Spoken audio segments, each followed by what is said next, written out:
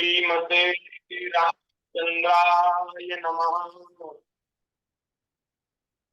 ओम नमः परमहंसास्वादित चरण कमल चिन्मकरंदाय भक्तजनमानस निवासाय श्रीरामचंद्राय कृष्णाय वासुदेवाय हरे परमात्मने संतक्लेशनाशाय गोविंदाय नारायणं नमस्कृत्य नरं चैव नरोत्तमं देवीं सरस्वतीं व्यासं ततो जयमुदीरये। प्रह्लाद नारद पराशर पुंडरीक व्यासाम्बरीश सुत सौनक भीष्मदाल्यान् रुक्मांगदार्जुन वशिष्ठ ईशानी पुण्यानिमान परम भागवतान् नमामि। चार युवन में भक्त जे तिनके पद की भूरि सर्वस्व सिरधरि राख्यो मेरी जीवन। भक्त भक्ति भगवंत गुरु चतुर्नाम बपु एक तिनके पद वंदन किए नाथे श्री राम जय राम जय जय राम श्री राम जय राम जय जय राम। अभी गाइए श्री राम जय राम जय जय जय राम श्री राम राम जय राम जय जय राम श्री राम जय राम जय जय राम जय राम जय जय। श्री राम जय राम जय जय जय जय राम राम श्री जय राम जय जय जय राम जय जय राम सीता राम जय सीता राम सीता राम जय सीता राम सीता राम जय सीता राम सीता राम जय सीता राम राधे श्याम जय राधे श्याम राधे श्याम जय राधे श्याम राधे श्याम जय राधे श्याम राधे श्याम जय राधे श्याम श्री राम जय राम जय जय राम श्री राम जय राम जय जय राम श्री राम जय जय राम श्री राम जय राम श्री राम जय राम जय जय राम श्री राम जय राम बोलिए श्री सीतारामचंद्र भगवान की जय। श्री राधा कृष्ण भगवान की जय। श्री महेश्वर भगवान की जय। रावण बिहारी लाल की जय। श्रीमद् भागवत महापुराण की जय। देव जी महाराज की जय। जय देव भगवान की जय, जय संतन की जय, जय संतन की जय। जय अपनी पूजा गौ माता की जय। जय जय श्री राधे श्याम, जय जय जय श्री श्री सीताराम। राम हर हर महादेव। नारायण नारायण नारायण।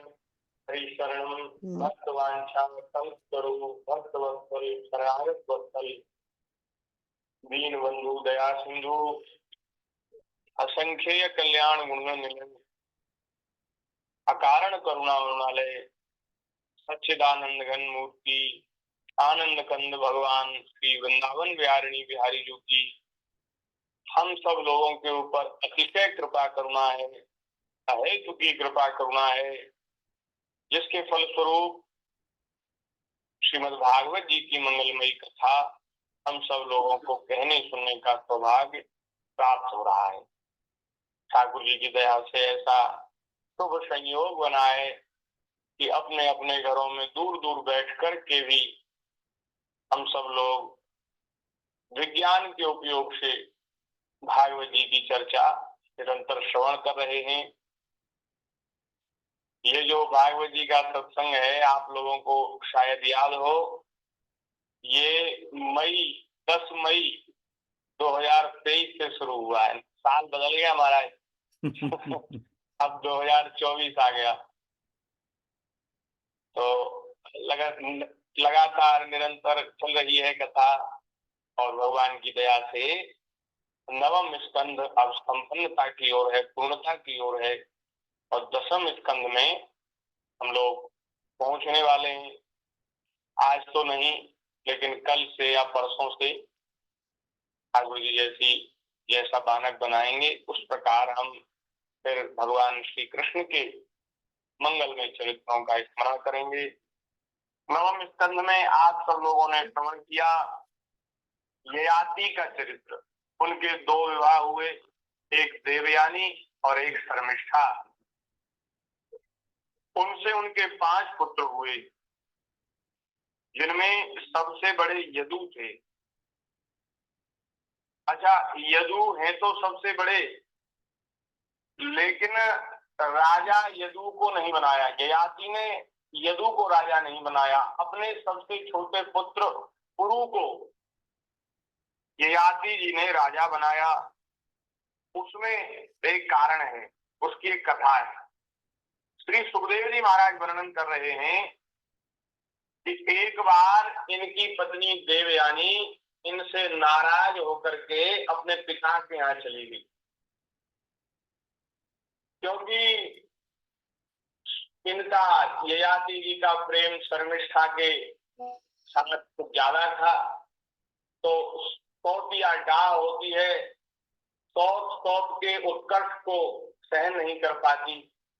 तो देवयानी को बड़ा बुरा लगता था, राजा उसके साथ बड़ा प्रेम करते, उसके पास ज्यादा समय व्यतीत करते, तो देवयानी को बहुत बुरा लगता। वो नाराज हो गई इनसे और वो अपने पिता शुक्राचार्य जी के यहाँ चली गई। शुक्राचार्य जी को खूब महाराज ने अपने पति की बुराई कर करके सुनाई। शुक्राचार्य जी भी क्रोधित हो गए और जब पीछे से ययाति जी मनाते मनाते अपनी पत्नी को पहुंचे ससुराल, तो महाराज शुक्राचार्य जी ने श्राप दे दिया ययाति को कि अरे दुष्ट, तू बड़ा कामी है, क्या मैं तुझे श्राप देता हूं कि तू वृद्ध हो जा। ये युवावस्था का तुझे बड़ा घमंड है और इसके कारण तू बह गया है। मेरी सती साध्वी पुत्री का तू आदर नहीं करता और दूसरी स्त्री से तेरा संबंध हो गया है। अब जा, तू वृद्ध हो जा, अब कैसे भोगों को भोगेगा। शुक्राचार्य जी ने श्राप दे दिया। तो महाराज ययाति जी चरणों में पड़ गए, गिड़गिड़ाए, बोले महाराज ये आपने क्या कर दिया, इससे तो आपकी ही कन्या का अहित होगा, क्योंकि अभी युवावस्था है, ये हमारी जो आयु है ये भोग भोगने की है। ऐसा लोग सोचते युवावस्था भोग भोगने के लिए है। किसी से भजन साधन की बात कहो तो कहते अरे अभी क्या है, अभी तो हम युवा हैं, अभी तो हमारी उम्र ही क्या है, बुढ़ापे में भजन कर लेंगे, ऐसा लोग कहते हैं। लेकिन महाराज संत महापुरुषों के मुख से हमने सुना है कि 15 साल से लेकर के 40 वर्ष तक की आयु इसको साधन 25 कहा गया है। इस 25 वर्ष में 15 वर्ष से लेकर के 40 वर्ष के बीच में विशेष रूप से भजन साधन सत्संग करना चाहिए, क्योंकि इस आयु में जो सत्संग किया जाएगा, जो भजन किया जाएगा, उससे हमारी वृद्धावस्था सुधर जाएगी, निखर जाएगी। और फिर वृद्धावस्था में भी भगवान का स्मरण होने लगेगा, भजन होने लगेगा। देखो बुढ़ापे में कोई नया साधन नहीं हो पाता। जो हम लोगों का पुराना अभ्यास है वही वृद्धावस्था में सहज रूप से होता है। बीमारियां जकड़ लेती हैं, कफ पित्त वात ये सब बिगड़ जाते हैं, तो उस समय महाराज उनसे व्रत करने की कहो तो व्रत नहीं होगा, आसन से बैठने के लिए कहो तो पैर नहीं मुड़ेंगे, तीर्थ यात्रा के लिए कहो तो शरीर में इतनी शक्ति सामर्थ्य नहीं तीर्थ यात्रा करे हमें है।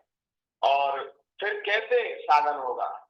न व्रत होगा, न तीर्थ होगा, न तप होगा, तो फिर मन की शुद्धि के उपाय नहीं होंगे। इसलिए मन की शुद्धि के उपाय साधन वे पहले ही कर लेंगे। जब तक शरीर में सामर्थ्य है तब तक भैया खूब साधन कर लो, खूब भजन कर लो, नहीं तो फिर ये शरीर जब संग छोड़ेगा तो फिर कुछ नहीं बनेगा। तो अब वो ये आदमी ने कहा, बोले महाराज अभी तो हम लोग भोग भोगने की उम्र है हमारी और आपने ऐसा श्राप दे दिया, इसमें तो आपकी पुत्री का भी अहित ही है, आप मेरे ऊपर कृपा करो, आप अपना श्राप वापस ले लो। तो शुक्राचार्य जी ने कहा कि भैया श्राप तो वापस नहीं ले सकते, श्राप तो मुख से निकल गया, लेकिन एक सुविधा दे सकता हूं कि यदि तुम्हारा कोई पुत्र तुम्हें अपनी जवानी दे दे और तुम्हारा बुढ़ापा ले ले तो तुम उससे अपना वृद्धावस्था बदल करके उसकी जवानी ले सकते, अगर वो प्रसन्नता पूर्वक दे तो उसने कहा ठीक है महाराज।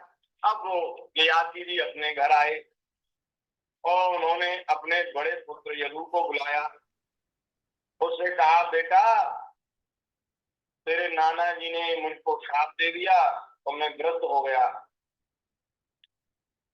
लेकिन देखो अभी मेरी इंद्रियां तृप्त नहीं हुई हैं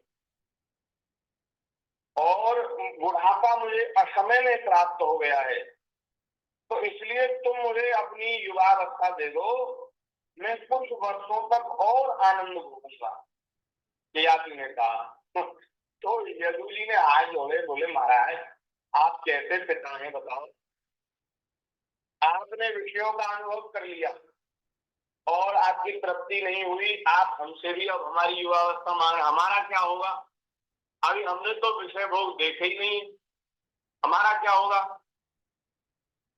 तो बोले यदु जी ने कहा कि पिताजी बिना समय के ही प्राप्त हुआ आपका बुढ़ापा लेकर मैं जीना नहीं चाहता, क्योंकि अभी मुझे वैराग्य हुआ नहीं है और मैं बुढ़ापा ले लूं तो मैं तो भीतर ही भीतर जलन के कारण और भोग भोगने की इच्छा के कारण निरंतर दुखी रहूंगा, मैं कैसे सुखी होऊंगा?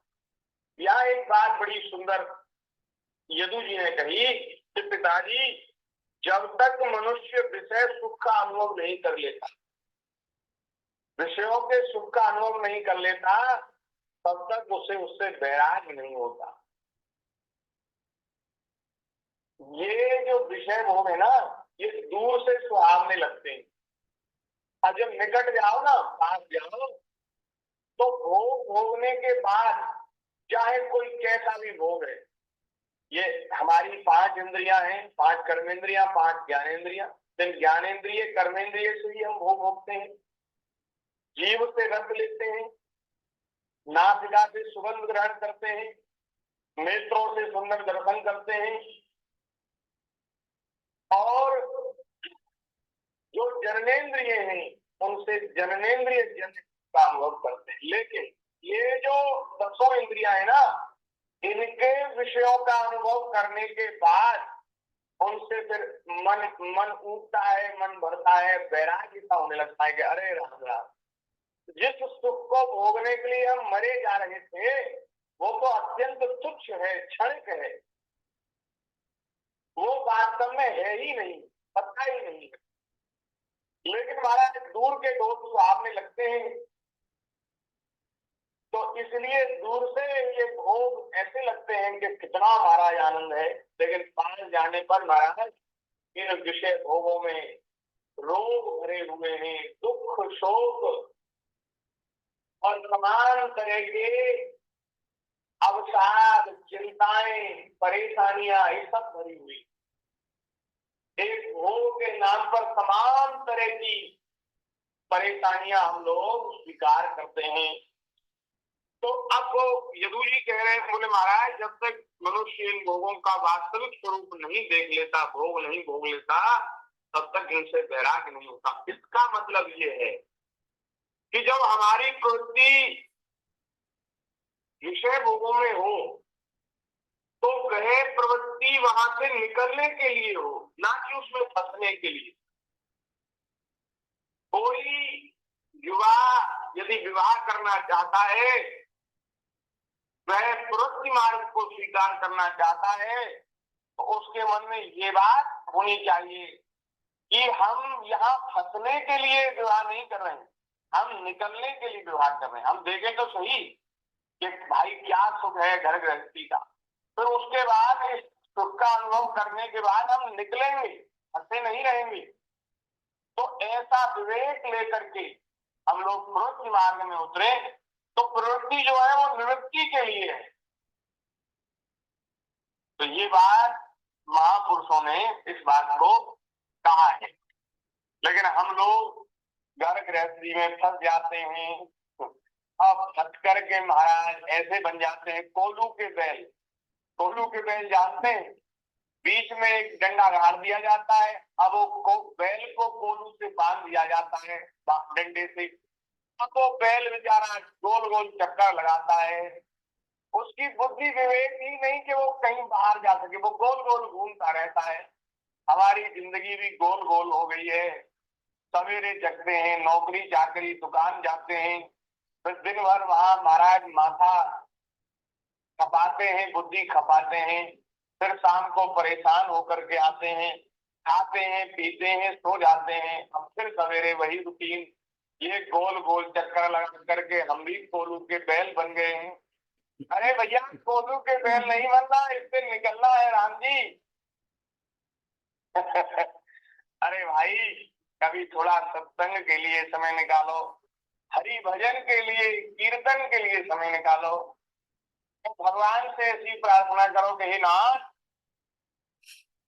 कब आप कृपा करोगे, करुणा निधान, इस घर गृहस्थी के जंजाल से आप मुक्त कर दोगे, हमें कहीं वृंदावन में, कहीं ब्रज में, किसी कुंज में, किसी वृक्ष की लता पता की छाया में डाल दोगे, और निरंतर हम आपका स्मरण करेंगे। खाने पीने की, शरीर की सुध नहीं रहेगी, निरंतर हा श्यामा, हा राधा, हा प्यारे श्याम सुंदर श्री कृष्ण, ऐसा पुकार करके हम नेत्रों से आंसू बहाएंगे, आपको याद करेंगे।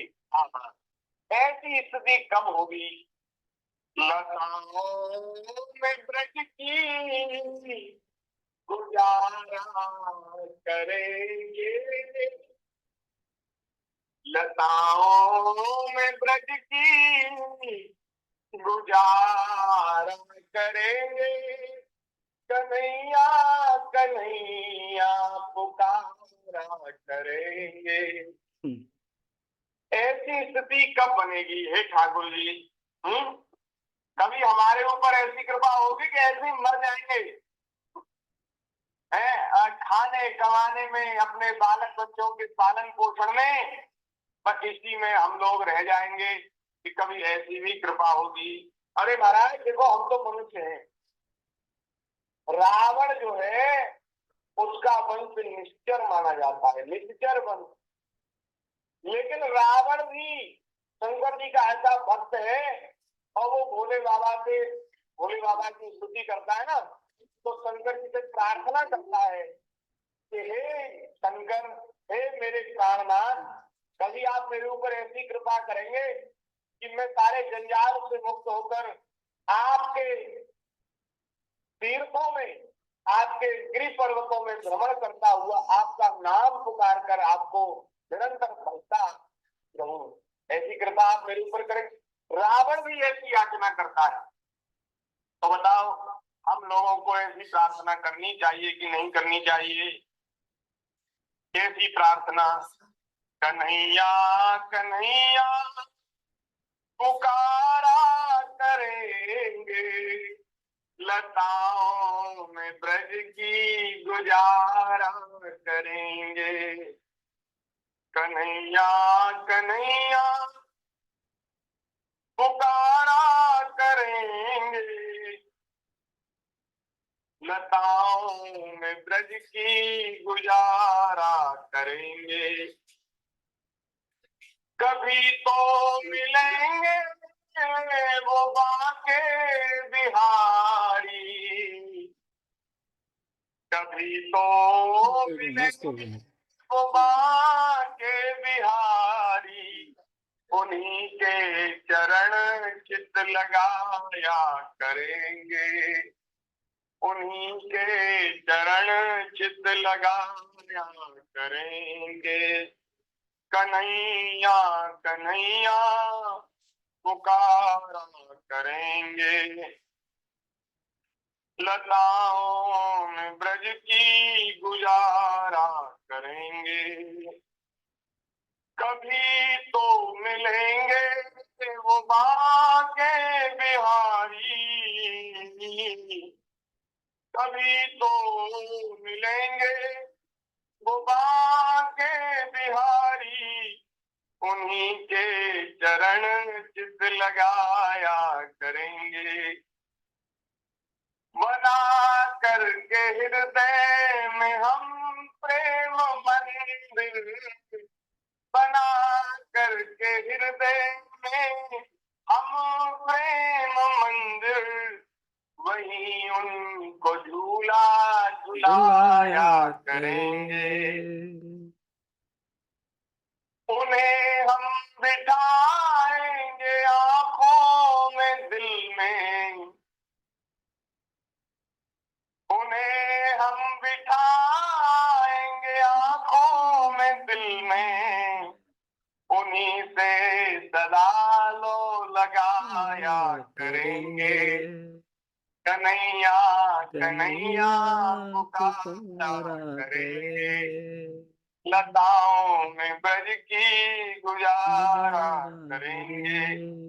जो रूठेंगे हमसे वो बाके बिहारी, जो रूठेंगे हमसे वो बाके बिहारी, चरण को पकड़ हम मनाया करेंगे। हाँ, चरण को पकड़ हम मनाया करेंगे।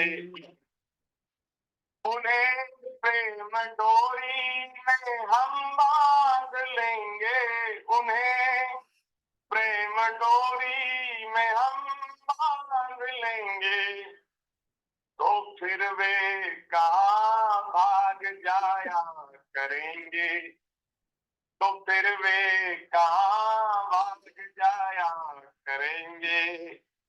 उन्होंने छुड़ाए थे गज के बंधन, उन्होंने उन्होंने उन्होंने छुड़ाए थे गज के बंधन, वही मेरा संकट मिटाया करेंगे, वही मेरा संकट मिटाया करेंगे। कन्हैया कन्हैया पुकारा करेंगे। लताओं में ब्रज की गुजारा करेंगे। लताओं में ब्रज की गुजारा करेंगे। कन्हैया कन्हैया पुकारा करेंगे। उन्होंने नचाया था ब्रह्मांड सारा। उन्होंने नचाया था ब्रह्मांड सारा। मगर अब उन्हें हम नचाया करेंगे। मगर अब उन्हें हम नचाया करेंगे। कन्हैया कन्हैया ये पुकारा पुकारा करेंगे। करेंगे। बजेंगे जहाँ प्रेम से नंद नंदन। बजेंगे जहाँ प्रेम से नंद नंदन।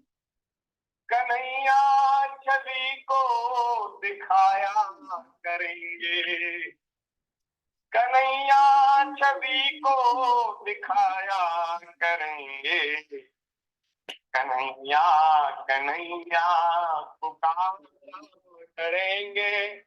लताओं में गुजारा करेंगे।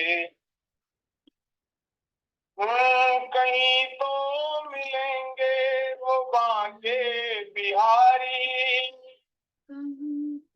कहीं तो मिलेंगे वो बांके बिहारी। उन्हीं के चरण चित लगाया करेंगे।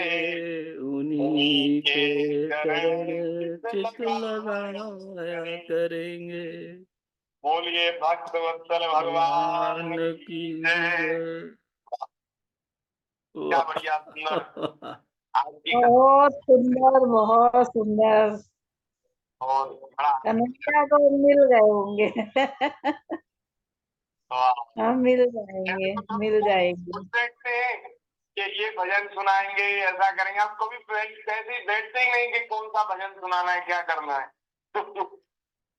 हाँ, तो ये एक प्रवाह है, सहज प्रवाह जिस ओर चल जाता है उस ओर चल जाता है। तो ठाकुर जी की दया से हम लोगों के जीवन में भी महाराज देखो, ये जीवन जो है, मनुष्य जीवन जो है, वो इसी तरह खाने कमाने के लिए नहीं है। खाने कमाने में इसको लगा दिया और बस पेट का धंधा करते ही रह गए हैं। इसके लिए है मनुष्य शरीर। अरे नहीं भाई, इस मनुष्य शरीर की यातना देवता करते हैं। देवता भी चाहते हैं मनुष्य शरीर हमें प्राप्त हो, भारतवर्ष में मनुष्य देह हमको प्राप्त हो। क्या वे भोग भोगने के लिए ऐसा करते हैं, याचना करते? अरे स्वर्ग में देवताओं को हमसे कई गुने ज्यादा भोग प्राप्त है महाराज।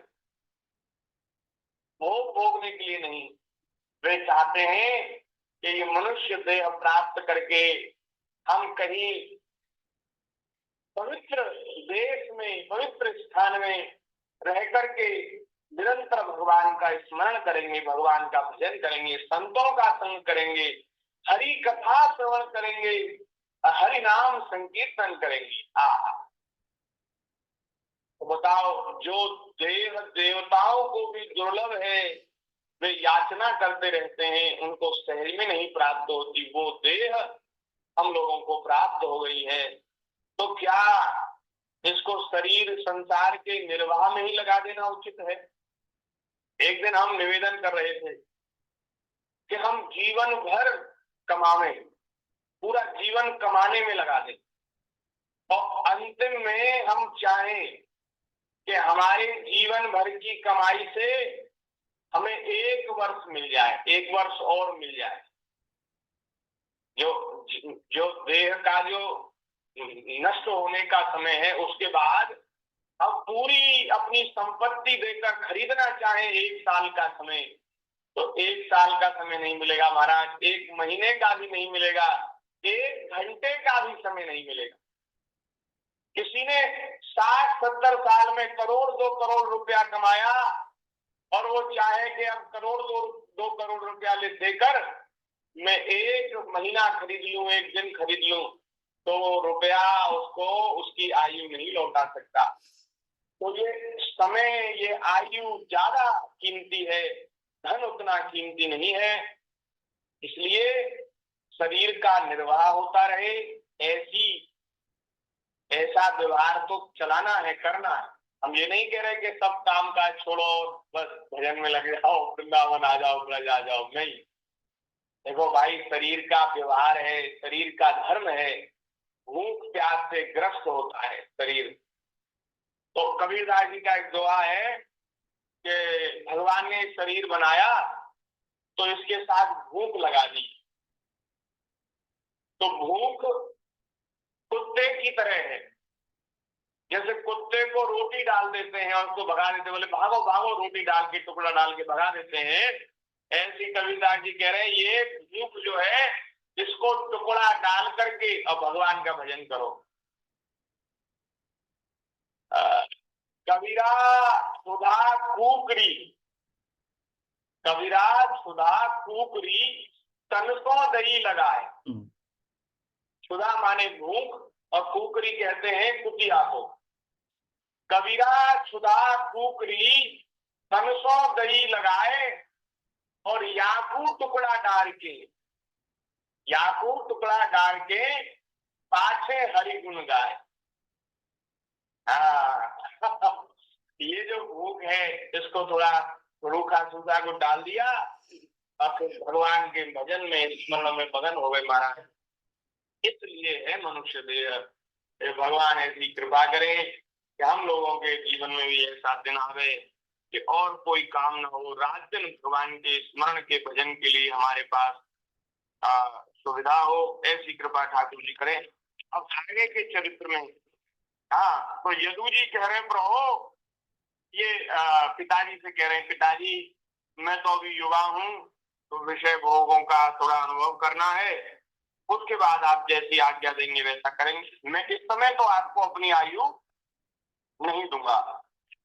तो उन्होंने अपने दूसरे तीसरे चौथे पुत्रों से सबसे कहा, बोले तुम दे दो, तुम दे दो। लेकिन महाराज किसी ने देना स्वीकार नहीं किया। उनके 5 पुत्र थे, तो सबसे छोटे पुत्र हैं पुरुजी महाराज।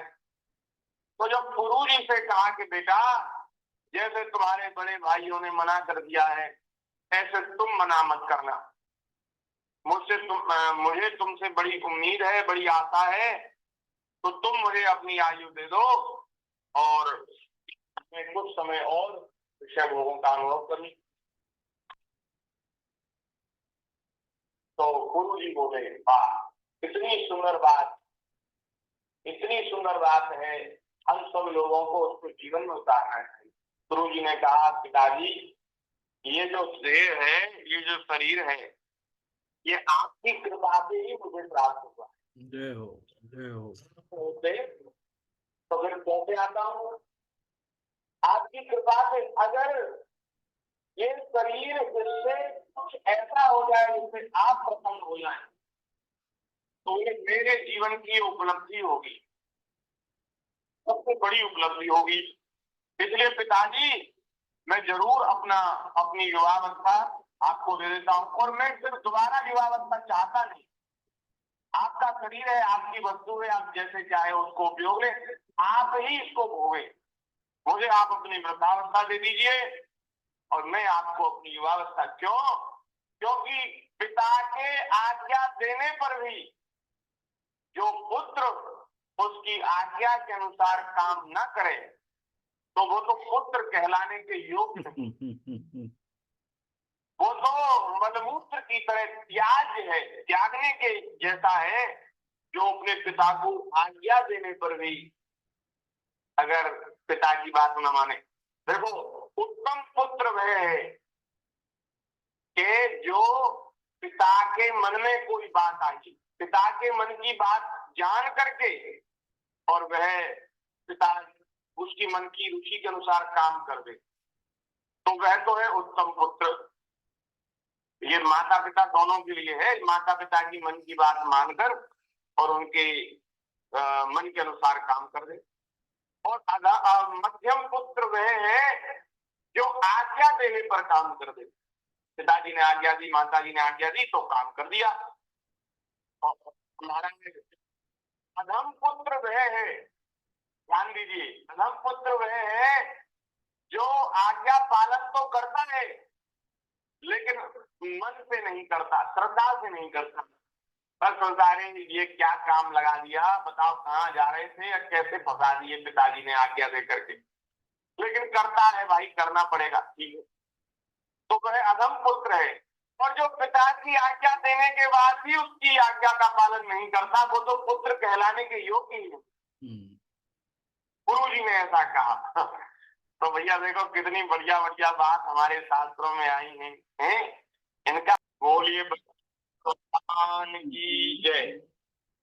तो गुरु जी ने अपनी युवावस्था दे दी और ययाति उनके ऊपर बड़ी प्रसन्न हुई। ययाति ने कहा ये जो दुष्ट पुत्र है ना चारों, इनको राज्य नहीं मिलेगा, ये तो बड़े दुष्ट हैं, मेरी आज्ञा का पालन नहीं किया, अब बोले तुम ही मेरे राज्य के अधिकारी होगे। तो कुछ समय उन्होंने भोजन का भोग किया, बाद में उनको वैराग्य हुआ और कुछ समय बाद ही उन्होंने कहा कि मैं कैसा इंद्रिय लोलुप हूँ, कैसा विषयी हूँ, कैसा कामी हूँ कि मैंने अपने पुत्र की आयु लेकर के और मैंने भोग भोगने की इच्छा की। अरे वृद्धावस्था बुरी नहीं है, वृद्धावस्था तो बहुत अच्छी है।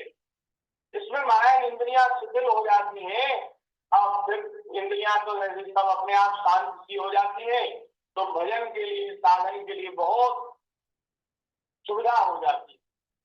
नहीं तो मन, शरीर में शक्ति होना तो मन बहुत महाराज दौड़ भाग करता है। मन कहता है यहाँ चलो, वहां चलो, ऐसा कर लो, वैसा कर लो, लेकिन जब वृद्धावस्था होती है तो सारी इंद्रियां एकदम शांत हो जाती है, तो उस समय भजन बनता है। तो उन्होंने कहा अब तो मैं भजन करूंगा। और ययाति जी ने ग्रह त्याग किया, अपने सबसे छोटे पुत्र पुरु को राजा बनाया और वे मन में जाकर के भगवान की आराधना में, भजन में लग गए और महाराज उन्होंने भगवान को प्राप्त किया। ययाति जो है वो भगवान के भक्त राजा हैं, इसलिए उनका चरित्र कहा गया। पुरु जी के राजा बनने के बाद फिर उनके वंश का वर्णन, और यदु जी जो बड़े पुत्र हैं उनके वंश का वर्णन, और इसी यदुवंश में भगवान श्री कृष्ण का अवतार होने वाला है। तो यदुवंश की चर्चा भगवान की दया से हम आगे करेंगे। आज के सत्संग को यहीं ठाकुर जी के चरणों में निवेदित करते हैं। थोड़ी देर भगवान के नाम का कीर्तन कर लें।